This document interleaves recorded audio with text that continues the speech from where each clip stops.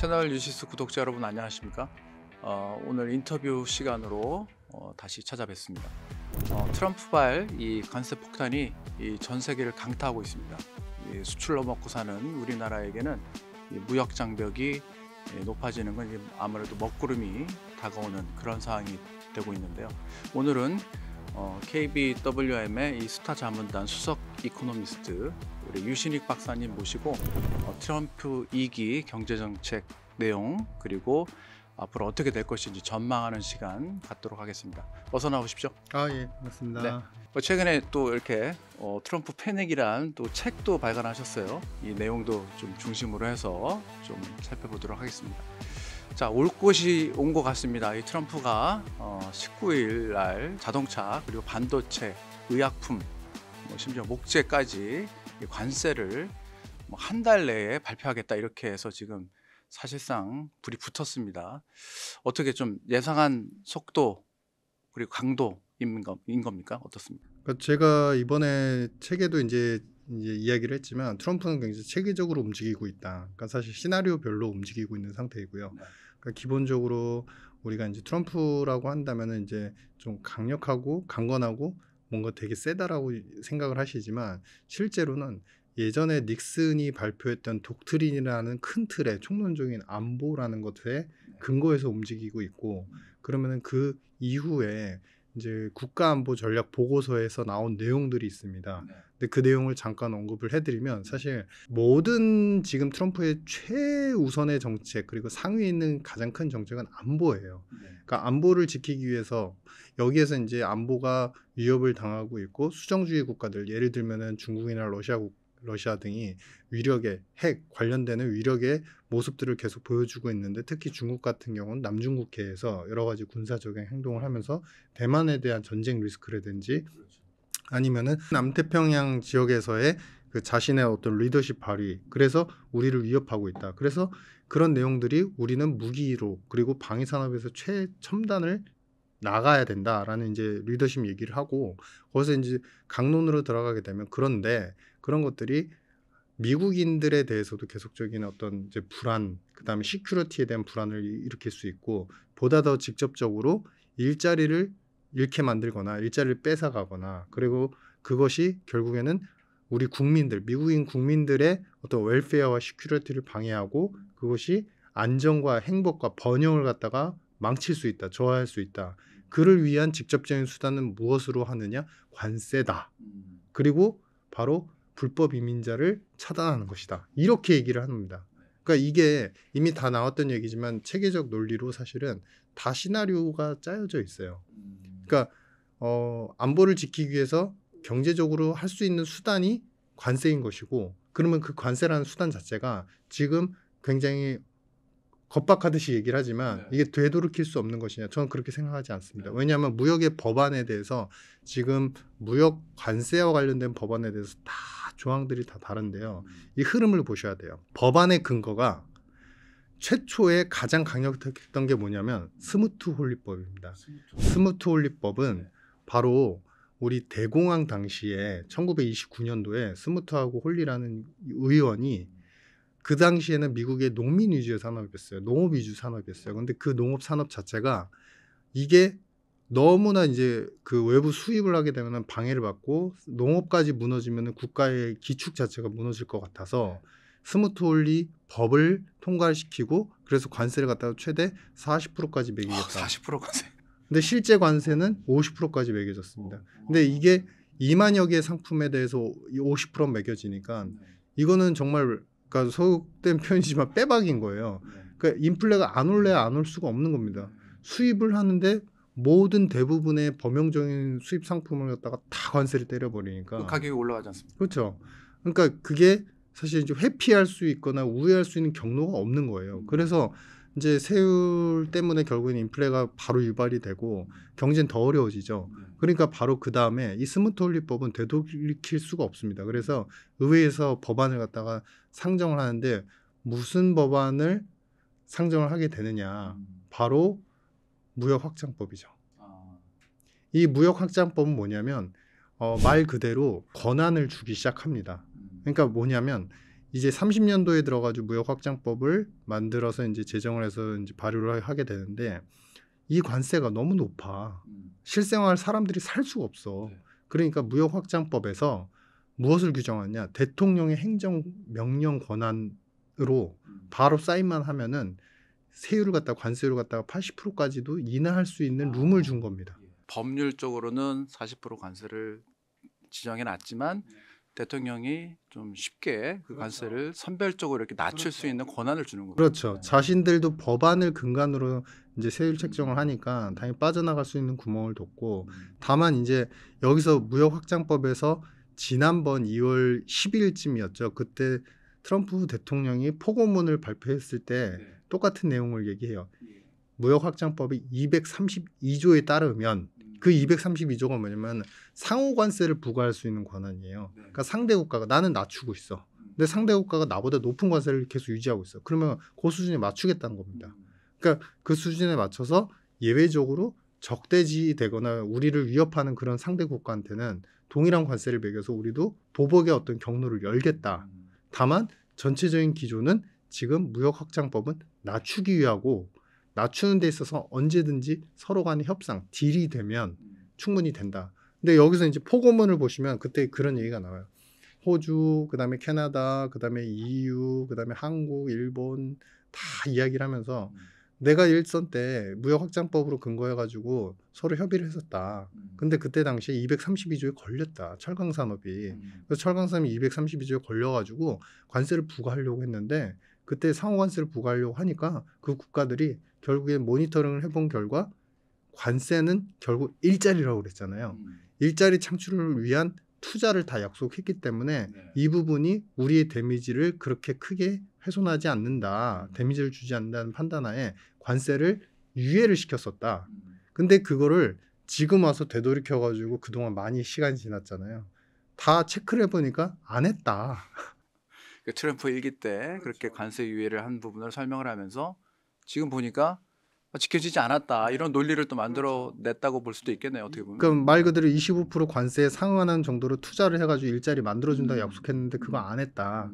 그러니까 관세 다시 부과하겠다. 아, 그 논리군요. 그렇죠. 그 논리입니다. 그러니까 이 지금 얘기는 뭐냐면 그러고 나서 바로 호주 총리가 달려가가지고 우리가 이제 그 당시는 사실은 트럼프 일기 후반 때는 다 유행이었어요. 그러니까 약속해놓고 어느 정도만 하면 빠져나가는 거예요.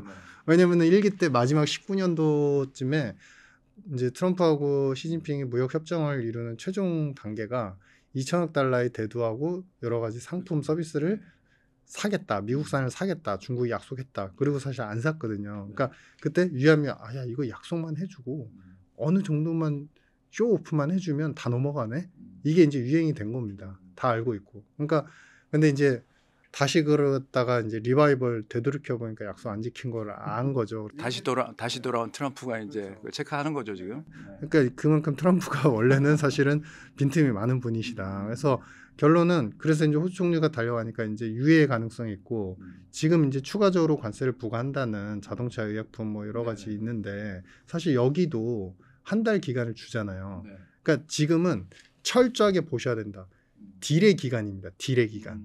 왜냐하면 이게 트럼프 입장에서는 지금 관세를 매기는 게 아쉬울 게 없어요. 왜냐하면 관세를 매기면은 대략적으로 지금 범용 관세, 그다음에 만약에 지금 38%까지 관세를 높인다고 하면은 더 높아지긴 하겠지만 적어도 4년 동안 관세 수입만 2조 달러가 나옵니다. 근데 잘 생각해 보세요. 트럼프는 믿지는 장사가 아니에요. 인플레가 언젠가 옵니다. 근데 그게 시차를 두고 오지. 예를 들어서 자동차에 관세를 매겼어요. 자동차에 관세를 외부 관세를 매기면 자동차 미국이 제일 많이 사는 자동차가 어딘지 아십니까? 일본 메이커예요. 일본 토요타, 혼다 엄청 좋아해요. 그러면은 이쪽을 덜 사겠죠, 당장은. 그런데 그 브랜드에 너무 충실한 소비자들, 즉 가격에 그 강건한 사람들이 있어요. 올랐어도 관세가 만약에 그래서 30% 올랐다 그러면 30%만큼 가격 올라가는 거예요. 쉽게 말씀드리면. 근데도 그걸 사겠다. 그걸 사면 어떻게 되죠? 야, 일본 차가 저렇게 잘 파는데 30% 오르는데도 팔려. 그러면 포드하고 GM이 어떻게 하죠? 같이 가격을 올리죠. 가격 경쟁력이 뭐 의미가 없어지는 거니까. 그렇죠. 그러면 그게 기간이 그게 사는 거를 보고 그게 총 한 1년간의 판매량을 보고 서서히 높아지지. 일본 차 관세 매겨가지고 30% 하는데 판매량이 괜찮네? 그럼 우리도 바로 올려. 이거 아니지 않습니까? 그래서 시차라는 걸 두고 온단 말이에요. 그러면 시차를 두고 오는 동안 어느 순간이 되면은 전체적인 미국 내의 모든 생산되는 팔리는 자동차의 가격이 점프업을 했어요. 그렇죠. 근데 그 시점이 언제냐? 제가 이제 추정을 하고 과거에 이제 우리 그 옥스포드 이코노믹스 이런 데서 추정한 숫자를 대략적으로 합쳐보면 1년 반에서 2년이 걸린다는 거예요. 그럼 그 기간 동안에 트럼프는 뭘 할 수 있죠? 일단 여러 가지 수입 물가나 이제 수입품 상품 가격이 올라가는 만큼 국가의 재정으로는 돈이 더 쓰여지겠죠. 왜냐하면은 우리가 1원을 줬을 때 예전에는 이제 1원짜리의 상품을 살 수 있었어요, 가게가. 근데 전반적인 상품 가격이 10% 올랐어요. 그러면 1원을 주면 못 사잖아요. 그러면 1.1원을 줘야 되죠. 근데 그 기간 동안에 그러면은 관세 가지고 예산을 계속 충당을 시키는 거죠. 더 증액을 할 수가 있는 거죠. 그러니까 그 프리한 기간이 2년이다. 그 2년 동안 관세 수입 있으니까 만약에 일자리를 만들겠대요. 상대 국가. 그러면은 관세 안 매기고 일자리로 어쨌든 그걸로 또 국가 생산이 늘어나니까 소득이 늘어나니까 그걸로 버티는 거고 아니면 관세 수입으로 버티는 거고 관세 매겨가지고 이런 이제 키다리 계속 전략을 계속 수행하면서 근데 이제 중요한 거는 우리가 트럼프만 스마트해지는 게 아니라 상대 국가들 스마트해지죠. 왜냐? 자동차, 의약품, 지금 반도체 이 세 분야에서 굉장히 큰 시장이 미국 아닙니까? 그러니까 여기에다가 기여를 뭐든지 관세를 받기 전에 뭐든지 투자를 하던 기부금을 내든 뭘 해서라도 이 시장에 계속 진출하고 남아 있어야 된다. 팔 수 있어야 된다라는 기업가들의 계산은 너무나 당연한 수순이에요. 그러면 이거는 정부나 국가가 안 나서라도 기업들은 투자를 할 수밖에 없습니다. 그러면 관세를 덜 맞겠죠. 기업별 제거가 되겠죠. 이제는 예를 들어서 한국이 제거가 아니라 이 기업들이 투자를 하면 이 기업부터 관세를 면제한다. 이런 식으로 나가겠죠. 즉 지금은 철저하게 딜의 기간이다. 무역 확장법에 근거한 이러한 상황은 딜의 기간이고 그럼 딜은 어떻게 이루어질 것이냐. 국가별로 다 차등화됩니다. 그러면 관세가 최종 목적이 아니라고 했잖아요. 안보라고 그랬잖아요. 그럼 뭐냐면 지금 멕시코, 캐나다가 한번 쓸고 갔지만 멕시코, 캐나다에 대한 관세는 결국에 그 북미에 대한 질서, 내부 살림살이, 그다음에 아군의 전투력, 정비를 위한 것이고 아시아 쪽은 방위비, 그다음에 유럽은 철저하게 외교적 그 우리가 간보기 전략. 왜냐하면 유럽이 지금 애매해요. 유럽이 트럼프 일기 때랑 다르게 완전히 우경화가 되어 있고 이 우경화된 세력들이 미국에 대한 반발을 굉장히 크게 가져가고 있고 정책 노선도 달라요. 아직도 여기는 계속적으로 ESG, 그다음에 탈탄소를 계속 외치면서 정책적인 투자를 하고 있어요. 그와 동시에 중국과의 교역과 연대가 되게 강해졌어요. 그렇기 때문에 미국은 지금 테스트 구간인 겁니다. 바로 트럼프 입장에서는 어느 나라가 잘 따라오는지 투자를 해서 이 시장에서 같이 팔 수 있게 해주는지에 대한 거 국가별로 그동안 미국이 세워놓은 질서와 블록에서 많이 훼손이 됐어요. 트럼프 입장에서 생각해보면. 그래서 그거를 어떻게 바로잡을지 상대 국가들이 어떻게 반응할지를 지금 체킹하고 있는 단계다. 이렇게 보여집니다. 아니 뭐 총론적으로 다 설명을 해주셨는데 너무 제가 말을 많이 했네요. 네, 세부적으로 저희들이 궁금한 저희들의 시각에서 쉽게 좀 풀어보겠습니다. 일단은 시작을 폼을 여는 게 이제 캐나다 그리고 멕시코에 대한 25%의 관세 부과하겠다. 근데 바로 발효 전날 철회를 했어요. 철회는 아니죠. 일단 유예를 한 건데 좀 협상의 기술인가요? 어떻게 보십니까? 그거는 이제 반응이 왔기 때문이죠. 당연히 멕시코는 세게 얘기해도 멕시코는 세게 얘기할 수가 없어요. 왜냐하면 일기 때 보시면 아세요. 그때 멕시코한테 관세 매기니까 멕시코 그때 대통령이 뭐라고 했냐면요. 국가적 이거는 숙명이다 이러면서 관세 똑같이 매기겠다. 그리고서 관세 뭐 매겼냐면요. 돼지고기하고 기계 매겼어요. 그것도 규모가 150억 달러밖에 안 돼요. 왜냐하면 멕시코가 기본적으로 수출을 보시면은 대미 수출이 80%입니다. 그러니까 전체 수출에서 대미 수출이 80% 차지하고 그게 GDP로 계산해 보면 거의 20%에 육박합니다. 그런 나라한테 관세로 싸우면은 자기 나라가 죽겠다는 얘기예요. 근데 다만 이제 뭐가 로직이 다르냐면 예전에는 그 아이젠하워 대통령 때 웹백 작전 할 때가 있었거든요. 그게 뭐냐면 멕시코에 불법 이민자가 미국에서 일하는 거를 이제 다 추방을 한다. 네. 그거에 대해서 당시에 멕시코 대통령은 그 오케이를 했어요. 왜냐면 우리도 노동자가 없어. 근데 지금 멕시코 대통령은 아시겠지만 멕시코 지금 대통령 자체가 계속 바뀌잖아요. 계속 바뀌면서 좀 혼란스럽잖아요. 그러니까 정책 철학이 없어요. 불법 이민자 추방을 하겠다는데 그게 사실 좋은 거거든요. 왜냐하면 이 불법 이민자들은 다 국경을 갖다가 뇌물을 주면서 어떻게든 넘어가서 농업 지역에서 싸니까 농업가들이 고용을 해서 일을 하는데 사실 소득은 그렇게 많이 못 벌어요. 그러면 뭐냐면 이쪽 농업 지역에서의 일자리는 이제 노동자들은 없는 거예요. 그럼 손해잖아요, 사실상. 근데 그 분야에서 사실은 협정을 잘 못하고 체계적으로 철학이 없다 보니까 그래서 지금 국경 장벽에 돈을 일부 댈 수 있다라는 가능성을 피력했고 그러니까 유예를 시켜준 거고. 쪽에서 반응이 왔죠. 왜냐면 그럴 수밖에 없어요, 사실. 그거밖에 빠져나갈 방법이 없거든요. 그리고 이제 캐나다는 아시겠지만 이제 그 항공산업 좋고 인프라 산업 좋고 그다음에 결국에는 이쪽은 양쪽의 궁합이 잘 맞아요. 뭐냐면 자원도 많아요. 근데 이 자원의 수출을 갖다가 미국한테 상당 부분 하는데 근데 그 수출을 하는 인프라나 운송 시설 설비 이거를 최초에는 미국 걸 다 사용해서 했어요. 그러니까 쉽게 말하면 미국이 원조를 해서 다 수출을 하게끔 만들어준 거예요. 도와준 거예요. 근데 이제는 자생적으로 어느 정도 구조가 돼 있고 방위산업이나 항공산업 쪽에 대해서는 아웃소싱도 상당히 공장이 많이 들어가 있습니다. 그렇기 때문에 미국도 못 버리고 캐나다도 등질 수가 없어요. 그렇기 때문에 결국에는 서로 협상을 할 수밖에 없고 북미는 한 몸이라고 보셔야 되기 때문에 아무리 세게 얘기해도 결국에는 통일적인 아군의 전략일 수밖에 없다. 전쟁 나기 전에 제일 먼저 하는 게 장군이 아군 정렬, 그다음에 아군의 그 의기 투합하는 거 이거잖아요. 지피지기를 해야 되니까. 네. 그거일 뿐이다. 그 차원에서 보셔야 된다 이렇게 생각합니다. 일단 뭐 지금 한 달 정도 유예를 줬지만 또 다시 유예될 수도 있고 그 중에 이제 협상 내용을 좀 봐야 되겠다 이런 말씀이시네요. 근데 그런 반면에 이제 중국에 대해서는 그 10% 관세를 부과를 했어요. 그리고 실제로 했고 이 부분이 이 시청자 여러분들이 좀 헷갈릴 수 있는데 한번 정리를 해주시면 좋은데 선거 때는 60% 부과하겠다 이렇게 그 선전하고 다녔잖아요.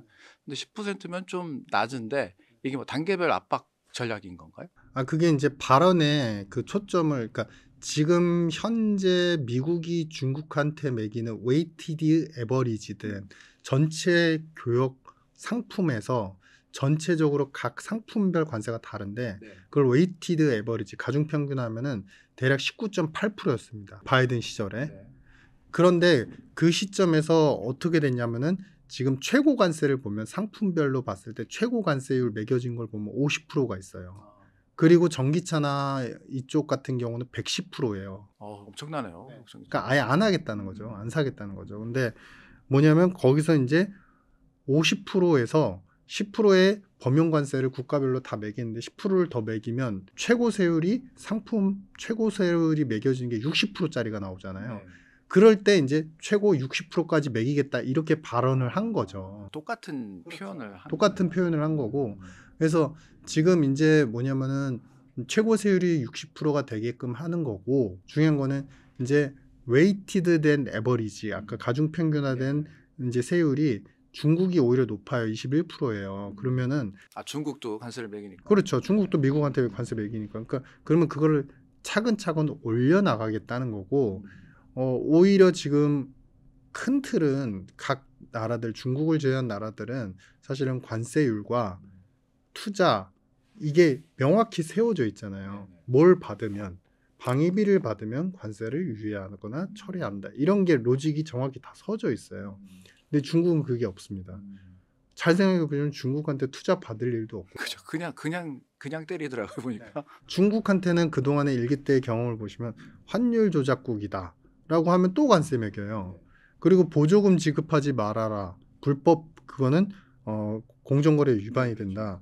그러면 시진핑이 안 합니까? 자기네 나라 그 정치인데 그 공산당 사회인데 하죠. 내정 간섭하지 마라. 뭐. 그렇죠. 그러니까 그런 거 자체가 중국한테는 관세를 매겨도 기본적으로 뭘 얻어낼 것도 없고 중국이 줄 것도 없어요, 사실상.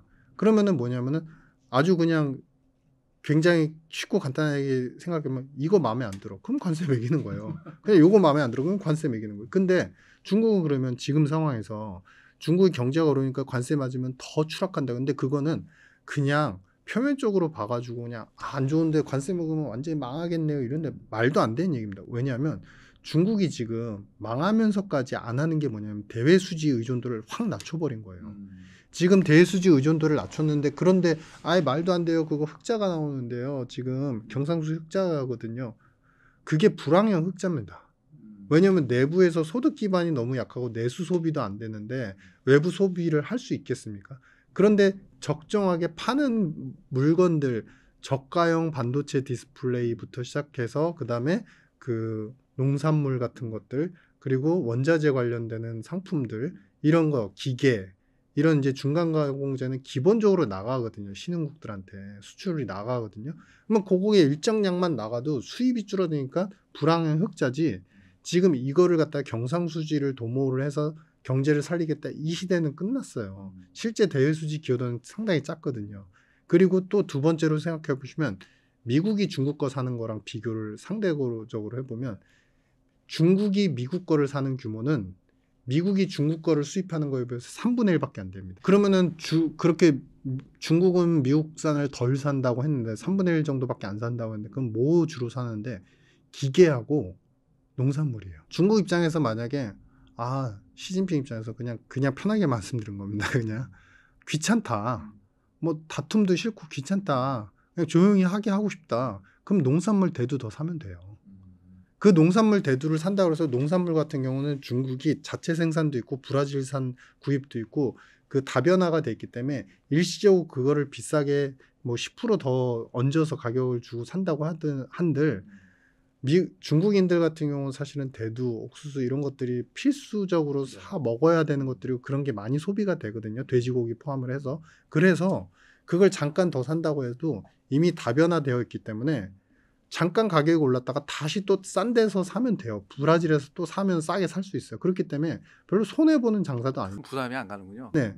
어차피 그리고 트럼프는 되게 세게 얘기를 하지만 어차피 품목별로 보면 제일 비중 높은 거 규모가 큰 게는 농산물 기계밖에 없어요. 반도체 아무리 매겨도 서로 안 해요. 어차피 안 해요. 전기차 110%까지 매겼잖아요. 미국이 중국산 전기차 삽니까? 안 사요. 테슬라가 있는데 왜 삽니까? 그러니까 기본적으로 이게 뭐냐면은 우리 소위 말해서 그런 얘기 하잖아요. 와, 겁박하는데 되게 무섭게 세게 얘기하는데 실제로 알맹이는 없어. 약간 그런 차원의 중국 겁박하는, 압박하는 전략들. 근데 잘 보시면은 중국하고 미국은 아무리 뭐 트럼프가 관세를 세게 매고 뭐 이런다 한들 실제로 잘 보시면은 이미 자국이 키우려는 핵심 산업들. 미국은 반도체와 AI 소프트웨어. 중국은 뭐죠? 전기차와 EV 배터리. 이걸 서로 안 팔고 안 사고 있어요. 핵심 성장 산업은 관세를 매길 것도 없어요. 왜냐하면 이미 차단이 돼 있거든요. 그거는 국가 수출을 아예 금수를 해버렸잖아요. AI 관련된 반도체 아예 못하게 하고 있잖아요. 그렇기 때문에 이 핵심 산업, 성장 산업은 관세를 안 매기면서 농산물에 매기고 기계에 매긴다. 이게 각 국가에 대한 데미지가 그렇게 클 것이냐? 그렇지 않습니다. 어차피 전 세계의 모든 패러다임은 2015년 이후부터 교역 의존적인 구조는 끝나버렸고 자생적이고 밸류업이고 경제 내부에서 금융으로 부강하게 만들어서 소비를 일으키는 구조가 중국, 일본, 미국 전 세계가 다 그 트렌드를 가고 있기 때문에 지금 관세를 아무리 세게 매긴들 물론 전통산업 예를 들면 철강은 원래도 힘들잖아요. 사실은 경쟁 구조, 마진에 대한 것들 되게 안 좋잖아요. 스프레드 안 좋잖아요. 관세까지면 더 안 좋아지죠. 전통산업 어쩔 수가 없어요. 그런데 신성장 산업에 데미지가 오느냐? 그렇지 않다. 이번에 이기는 오히려 그런 차단과 중국과의 그런 어차피 사고 팔지 않는데 왜 내가 다퉈야 돼? 이런 시진핑의 철학 그리고 내수 부양에만 힘쓰는 철학들 그런 것들 때문에 결국에는 오히려 더 차단이 많이 되고 차단이 더 많이 된다는 건 뭐냐면 오히려 행복할 것이다. 오히려 평화로울 것이다. 이렇게 생각하고 있습니다. 자, 일단 발등에 떨어진 문제. 우리나라에도 영향을 지금 서서히 지금 물밀듯이 오고 있습니다. 일단 철강과 알루미늄 관세 25%를 매기겠다고 했는데 박사님이 설명해 주셨듯이 그렇게 했다가 저희는 이제 1기 때 그 유예를 좀 받았고 그다음에 쿼터제로 저희가 좀 혜택을 받았는데 이제 쿼터제가 폐지되는 수순으로 밟는 거 아니냐 해서 우려가 큽니다. 어떻게 좀 전망하십니까? 철강. 이제 그게 나왔다는 얘기는 방위비 협상이 머지 않았다는 거죠. 아, FTA 협상했던 시간을 보시면 그때 1년 반이 걸렸어요. 근데 1년 반이 걸렸고 그때 당시에 우리가 사줘야 되는 거, 쿼터제도 말씀하셨지만 사줘야 되는 것과 농산물 우리가 수입을 해야 되는 것들, 그런 것들을 최종 결과표를 봤을 때 그렇게 불리한 거는 그렇게 딱히 없었어요.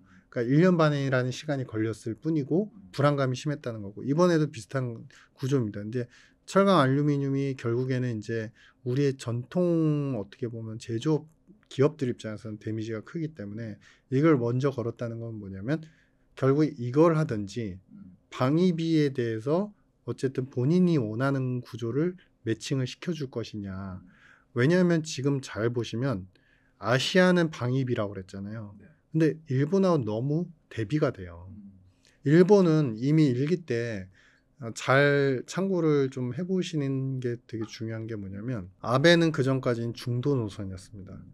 이 일본의 자존적인 어떤 목소리를 내기 위해서는 커나가는 중국 그리고 이미 득세해 있는 미국의 어느 쪽에도 치우치 않고 중도 노선을 해야 되는데 트럼프가 딱 당선이 되자마자 우리는 워싱턴과의 그 교합과 대화를 지속하는 것만이 우리의 번영을 보장한다.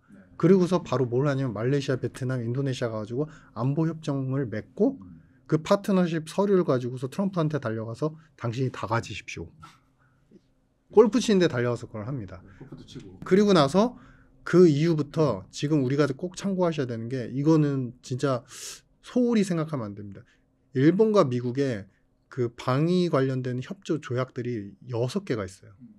한미일 우리는 그거 알고 있잖아요. 미국, 호주, 일본, 미국, 영국, 일본, 그다음에 미일 사이버, 미일 그다음에 그 바이오 안보 협력, 그다음에 그냥 미국, 일본만의 그냥 군사 협력. 이게 대략 6가지가 매년 혹은 2년에 한 번씩 계속 주최되고 있어요.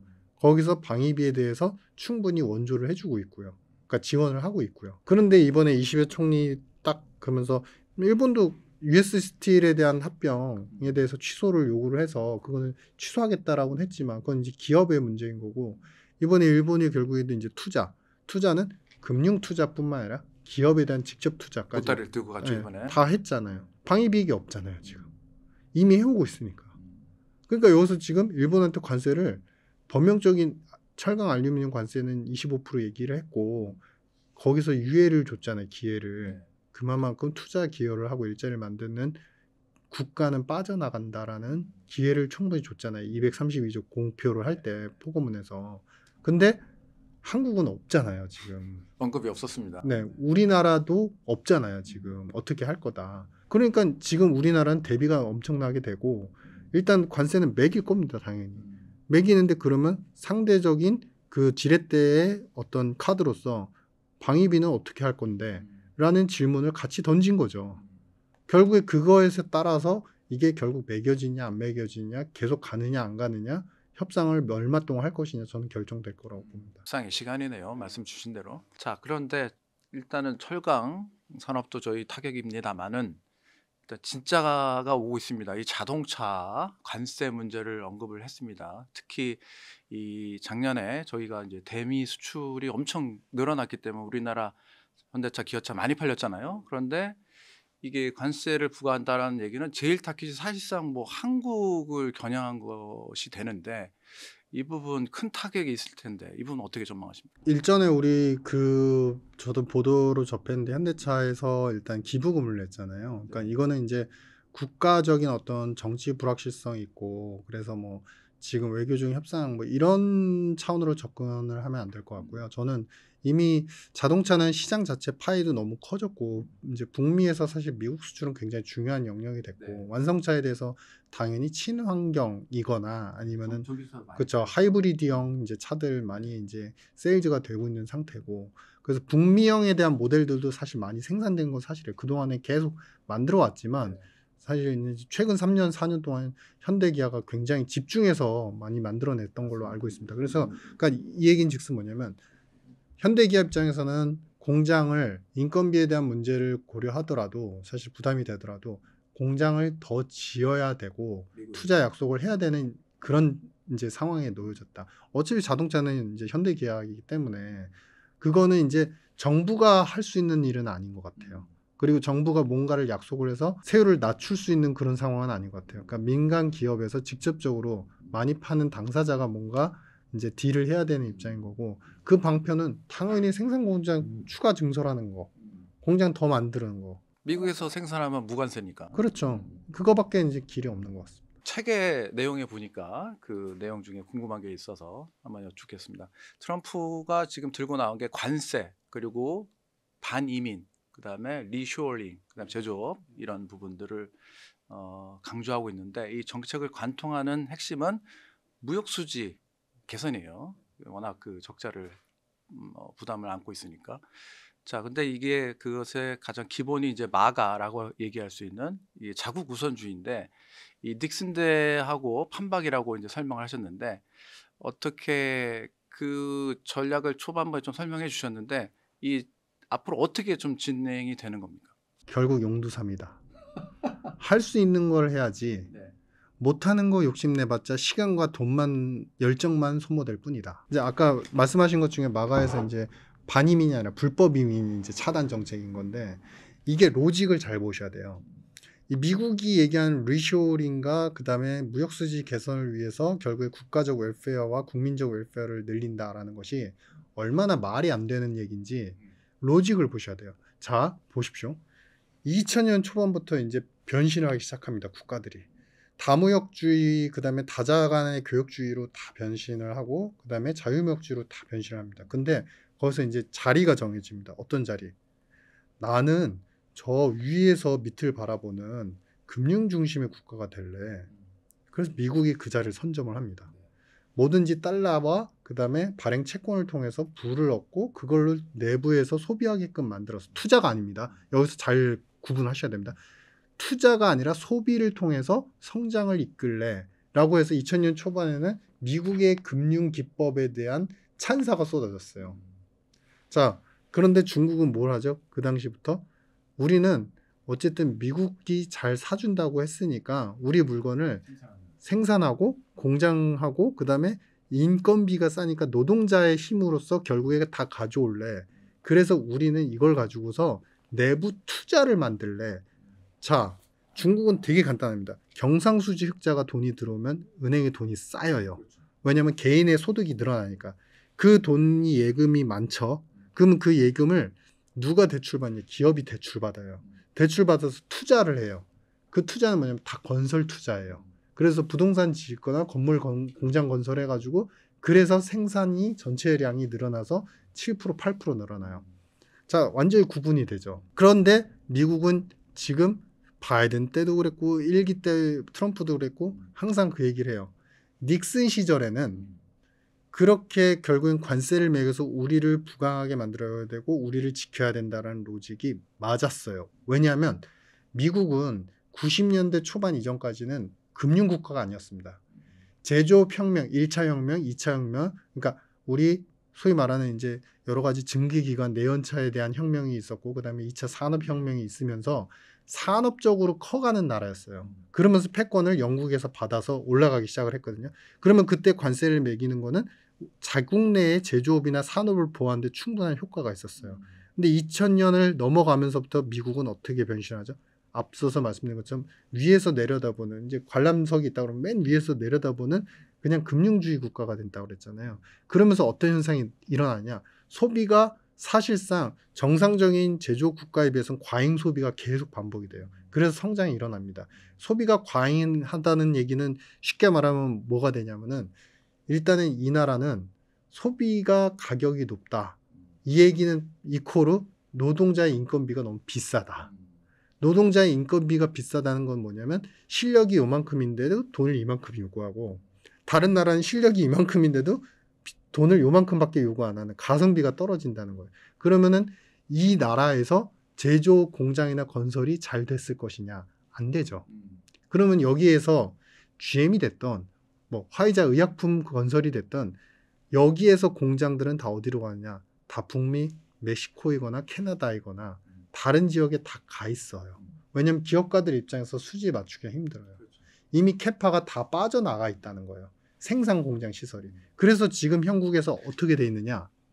작년에 하반기 연말 정도 기준으로 해가지고 국채를 발행한 규모를 연간으로 보면은 그 잔액이 장기채 위주의 비중이긴 하지만 한 27조 달러 정도를 발행했습니다. 그 돈이 미국한테 들어왔죠.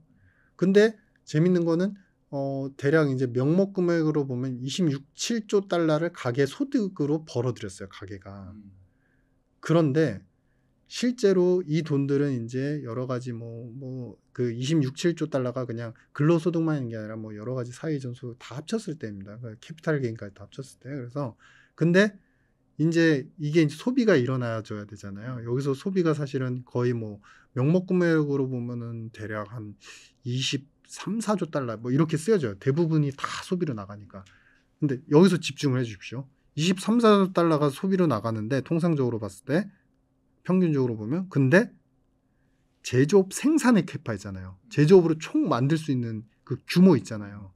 외부로 수출을 하던 아니면 내부에서 팔던 총 규모가 전체 총 규모를 대략적으로 추정을 하면 5조, 6조 달러밖에 안 돼요. 뭐 4분의 1도 안 되네요. 전체 소비할 수 있는 양에 비해서 미국에서 생산하거나 캐파가 그 얘기인즉슨 뭐냐면 외부에서 와야 된다. 소비를 할 때 안에서 사고 어쩔 수 없이 모질라서 외부 걸 살 수밖에 없는 구조라는 거예요. 그러니까 금융국가의 치명적인 단점이 여기서 나오는 겁니다.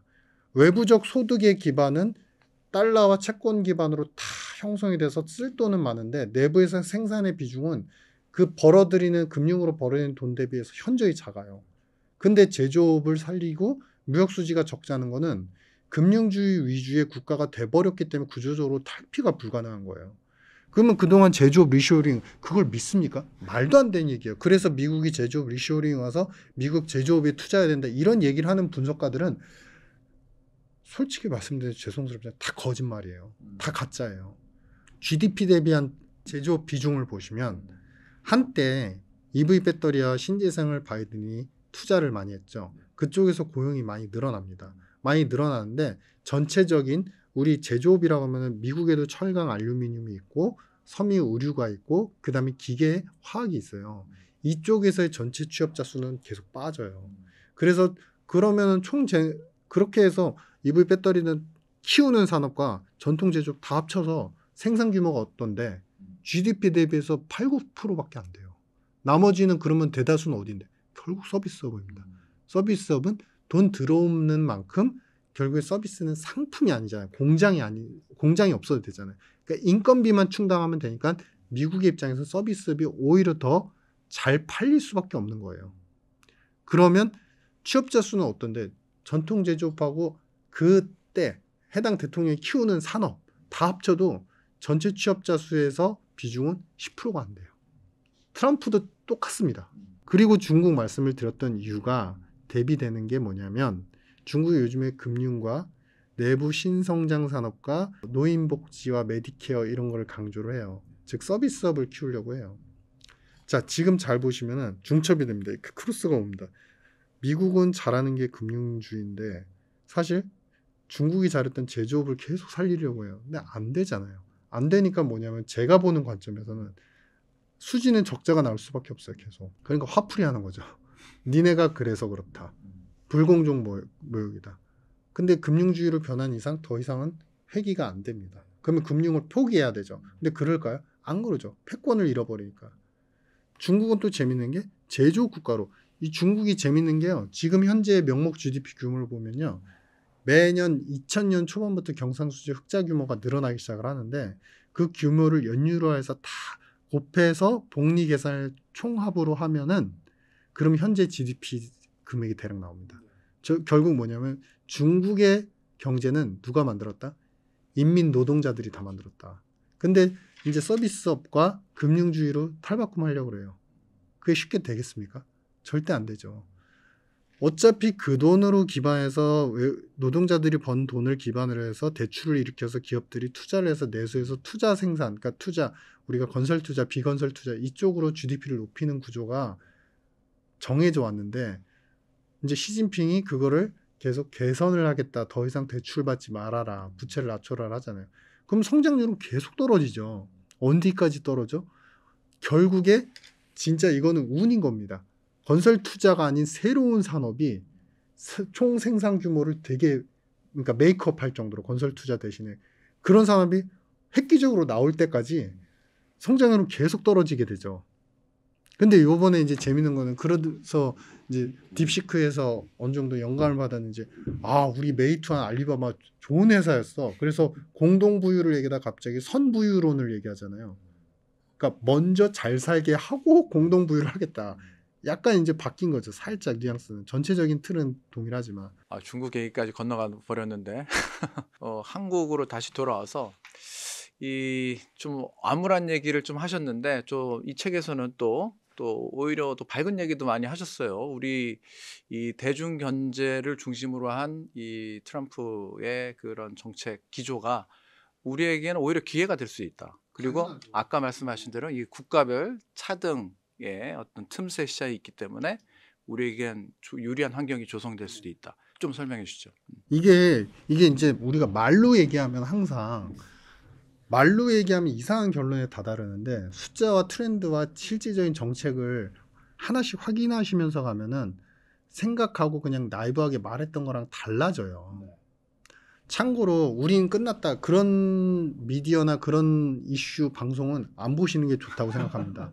왜냐하면 그런 자극성이 일단 국민에 대한 불안감과 어떤 이제 관리에 대한 대처의 위기의식은 좋지만 사람으로 하여금 포기하고 좌절하게 만들어요. 우리나라 경제 안 좋잖아요. 근데 그걸 해요.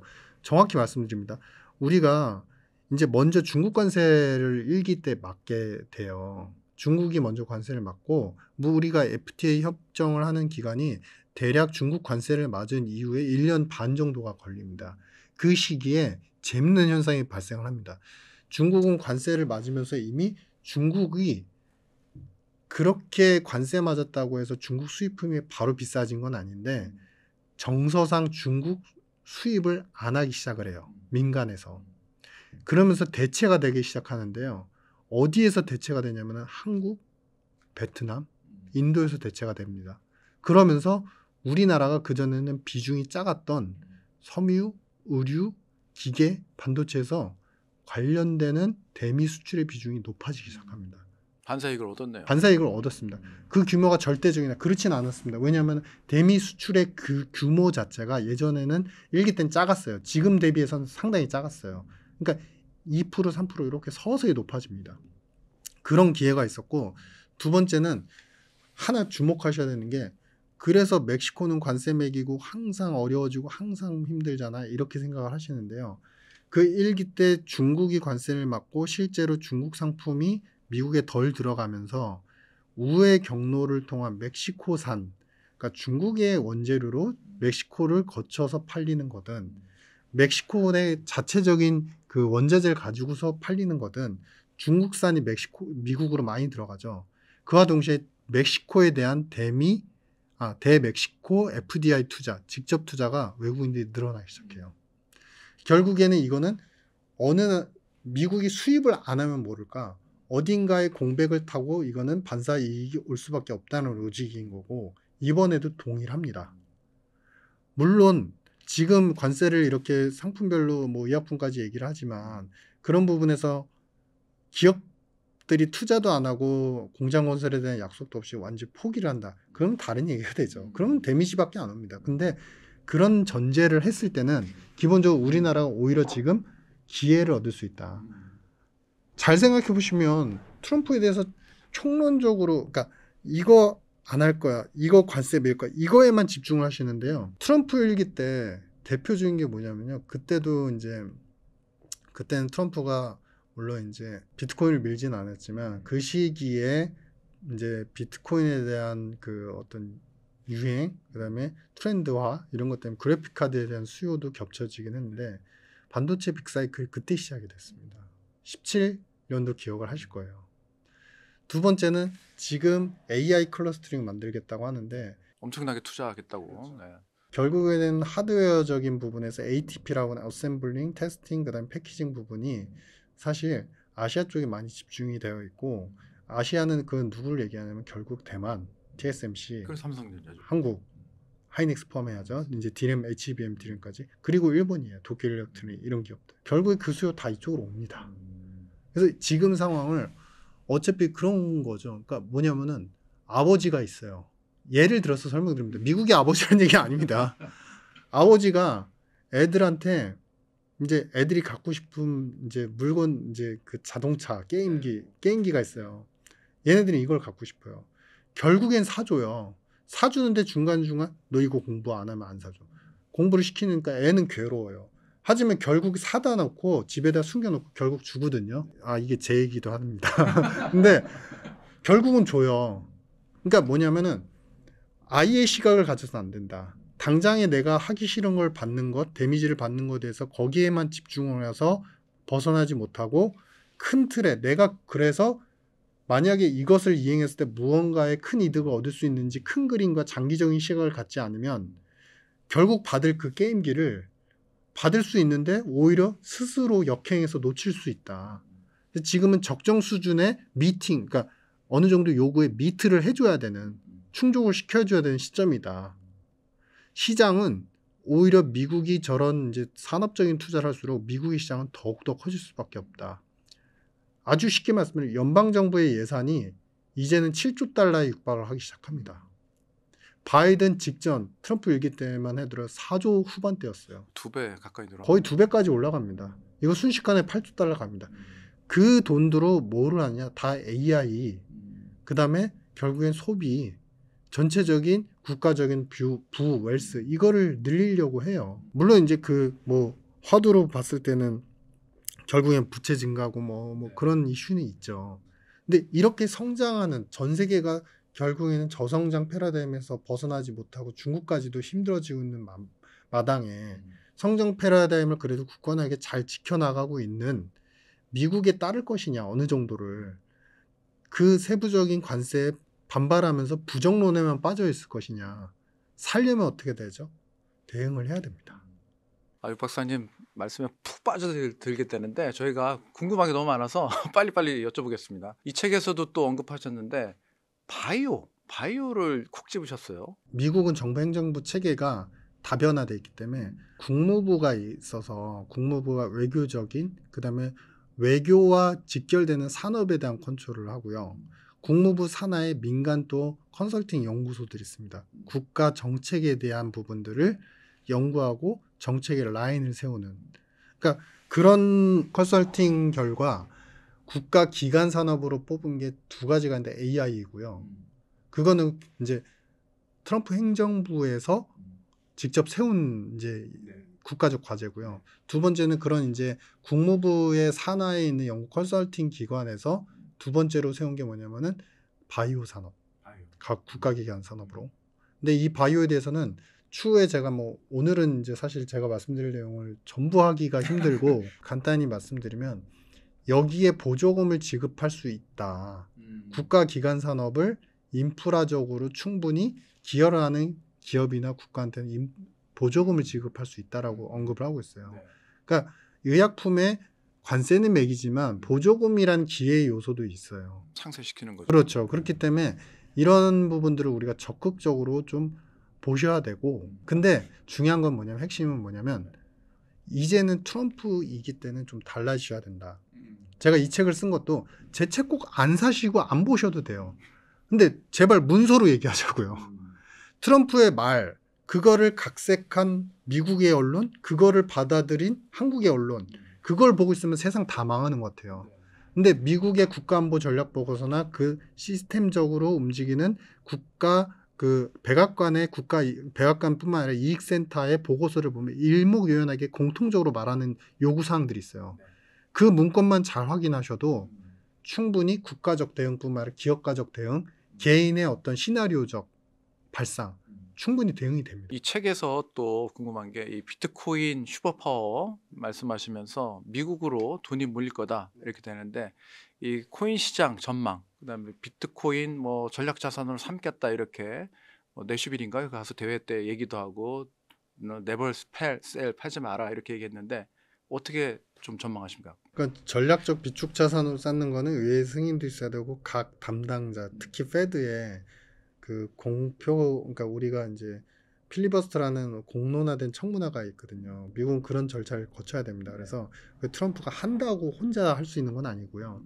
그러면은 뭐냐면 두 번째는 이게 정책으로 이게 결정이 되려면 시간이 많이 걸린다.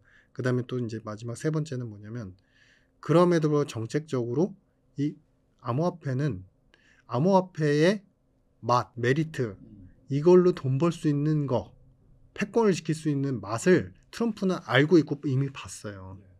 상업은행들이 비트코인 ETF로 수수료 수익이 뮤추얼 펀드, 기존의 뮤추얼 펀드가 그러니까 국민들의 자산 대부분인데 그거 대비 3배 이상의 수수료 수익을 얻는 걸 봤어요. 그리고 그 이익은 쌓이면 어떻게 되냐? 상업은행들의 미국채 투자로 이어진다는 걸 알고 있어요.